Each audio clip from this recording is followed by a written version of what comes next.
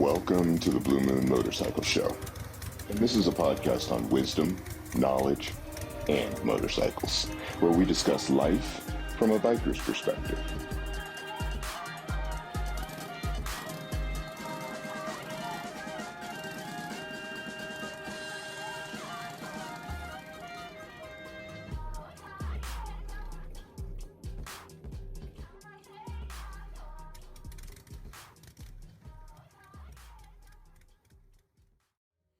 Good evening and welcome to the Blue Moon Motorcycle Show.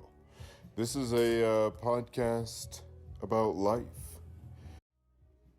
Why Blue Moon? Because the Blue Moon refers to that random moon that happens twice in a month.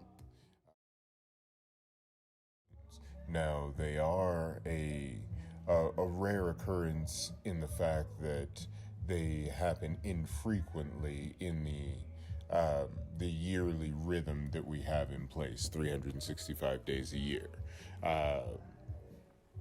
So there are generally 12 full moons, one per month, and occasionally there are 13. That 13th full moon is called the blue moon, which is a rare occasion.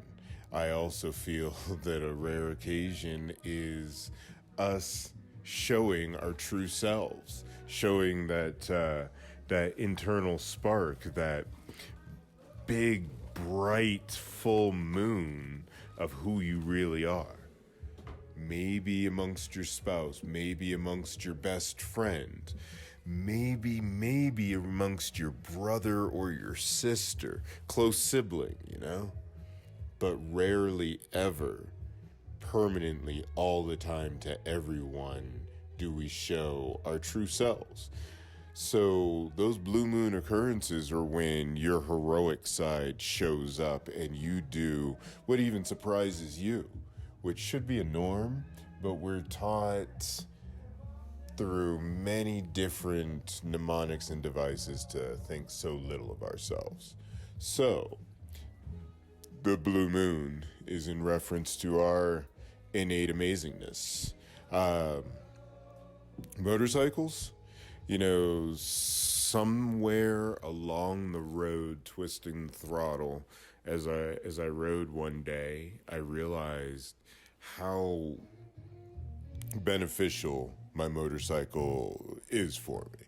It's not the adoration and just the attention that the public give you when you ride a motorcycle. It's not that. It has something to do with most people don't get that daily experience to challenge what they know to be true. If you go that fast without the protection of a vehicle, you're gonna die. But time and time again, I've gone that fast with those two wheels in circular motion propelling me forward, and through physics and geometrical forces that I really can't properly explain, I'm held upright and propelled forward. That's just, you can't refute that knowledge. As long as gravity pulls you to the ground and weights are heavy, that will always be true. It's happening in your vehicle, you just don't realize it. We give up so much control of our own forward propulsion when we drive a vehicle that we don't realize how numbed into societal roles we are. So motorcycles show you some sort of freedom that you're not wanted to see, that they don't want you to see, is what I meant to say. When you realize your own innate ability to do what you're told you can't do, you start to see other doors open up. That's what motorcycling has to do with knowledge and wisdom. Those that ride know that certain meditative aspect that comes with a motorcycle. And a lot of them aren't spoken to in this in this language to even relate one to the other. But those that do walk in the meditative and the silent retreats and the Buddhist and the Eastern philosophy mindset of spirituality know exactly what all of those things have in common, especially for excelling your spiritual self forward. Vibration, motion, energy, and intention is all that lifestyle is about, and that's what's happening when you're riding a motorcycle and you're looking pretty badass doing it, and you're getting the adoration and the attention like I mentioned before. So all of these things go into riding a motorcycle, and all of those things go into certain magical rituals. Drawing connections between all the banal things that we do daily and the highly spiritual things we need to do daily, and seeing how we are actually in magical spiritual practice on a regular basis, but we don't know it. And that's the most dangerous magician that can ever be in existence, is the one ignorant of his own power and tools that they put into use to connect with source. That's like giving a child a loaded hair trigger pistol and telling them to go have fun on the playground. And that is all of us. Every last one of us is walking around with magical powers with no stopgap. And I think that's purposely done. Our energy is being utilized to power the machine. We can control that energy to power our machine, not selfishly, not nefariously. Once again, going back to the concept that there's nothing negative to be taken or given about any of this subject matter that we talk about. So there is no nefarious higher agenda. Our minds have been constructed in a way of making us dependent on another source. You can put some nefariousness into that if you want to, but I just see opportunism. And we all employ those same methods to have an easier way of life. Parents keep their children ignorant so that the children don't get into stuff that they don't need to be getting into.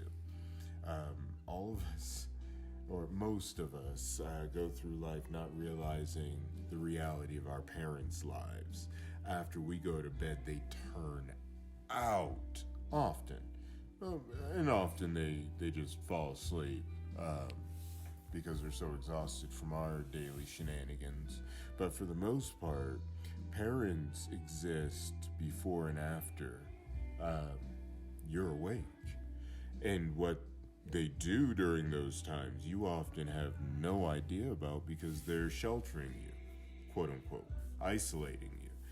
They're brainwashing you to believe in a certain construct of life until you experience that same construct of life and you learn the reality. Well, breaking that down and becoming more educated beforehand is a way of, us getting over that piece of control. And that's all it is control. We're controlled by the master, and we learn how to control those below us by the control that was given to us. Just like parents and children repeating the same that they disliked from their previous parent. So, once again, it's not a bad thing, but it is a thing, and there's a way to outthink the thing so that you can be better about it.